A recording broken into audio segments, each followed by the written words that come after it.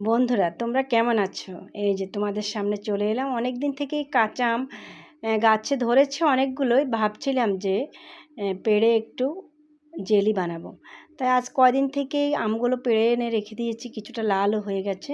তাই জেলি বানানোর আর সময়টা খুঁজে পাওয়া যাচ্ছে না। তো আজকে ভাবলাম যে আজকে কিন্তু জেলিটা বানিয়ে নেব। তো জেলি বানানোর জন্য আমগুলোকে প্রথম কেটে ধুয়ে সুন্দর করে পিস পিস করে কেটে নেব। কেটে নিয়ে এবার ধুয়ে চলে যাব রান্নাঘরে।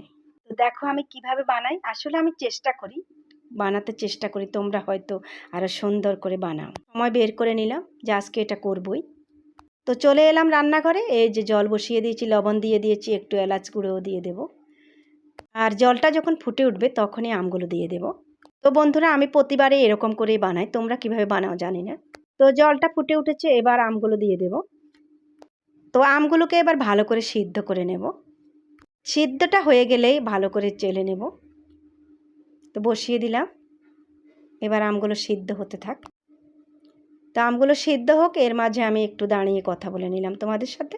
এই আমের জেলিটা আমার বড় ছেলে খুবই পছন্দ করে, তাই আমি আমার যত কষ্টই হোক একটু একটু করে প্রতি বছরে বানিয়ে নিই। এই যে আমগুলো সিদ্ধ হয়ে গেল, এবার নামিয়ে ঠান্ডা হলে আমি এটাকে সুন্দর করে চেলে নেব।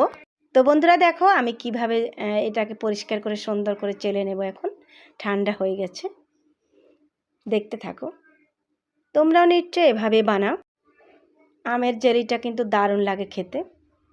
এই যে চিনির শিরাটা বসিয়ে দিলাম। চিনিটা একটু গলতে সময় লাগে, তাই আগে আগে চিনির শিরাটা ঘন করে জাল দিয়ে নেব। আর আমগুলোকে ভালো করে ম্যাশ করে নেব। তো দেখো কত সুন্দর করে এগুলোকে আমি জেলে নিচ্ছি। আমের এই জেলিটা আমি আগেও গতবারও বানিয়েছি, এর আগেও বানিয়েছি, আমি অনেকবারই বানিয়েছি। তা আমি ঠিক এভাবে বানাই, তোমরা কিভাবে বানাও জানি না। আমার এভাবে বানালে আমার কাছে সুবিধা মনে হয়। তাই আমার কাছে ফুড কালার নেই, কিন্তু আমি ফুড কালারটা দিতে পারিনি। তোমাদের কাছে ফুড কালার থাকলে দিয়ে দিও। আর এখন জাল নাড়তে নাড়তে এটা ঘন হয়ে যাবে, একদমই বসে যাবে। বসে গেলে যখন আমি আমটা জাল দেওয়া হয়ে যাবে, এখন আমটাকে আমি ভালো করে জাল দিয়ে নেব। যেহেতু আমটা ঘন ঘন হলে তারপরে নামিয়ে নেবে, এখন কিন্তু ঘন ঘন হয়ে আসছে। আর আমি নামিয়ে নেব। এটা যখন ঠান্ডা হবে তখন একদমই বসে যাবে। একটু লেবুর রস দিয়ে দিতে হবে নামানোর আগে। এই যে লেবুর রসটা আমি দিয়ে দিলাম। এবারে কিন্তু রেডি হয়ে গেল তোমাদের সুস্বাদু সেই কাঁচা আমের জেলিটা। ফুড কালারটা দিলে একটু সবুজ একটা কালার হয়, এখনও কিন্তু কালারটা কেবল খারাপ আসেনি। এবার বাটিতে বেড়ে নেব ঠান্ডা হওয়া পর্যন্ত, তারপরে বয়মে সংরক্ষণ করে নেব। বাটিতে ঢালার প্রস্তুতি চলছে। এই যে ঢেলেই নিলাম, ঘন ঘন হয়ে গেছে দেখতে পাচ্ছ।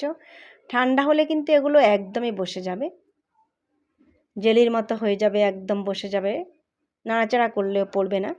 তো আজকের ভিডিওটা বন্ধুরা এই পর্যন্তই। আজ আবার দেখা হবে আগামীকাল। ভালো থেকো, সুস্থ থেকো, এই কামনায় আজকের ভিডিওটা এখানেই শেষ করলাম। আবার দেখা হবে। Bye bye, tata.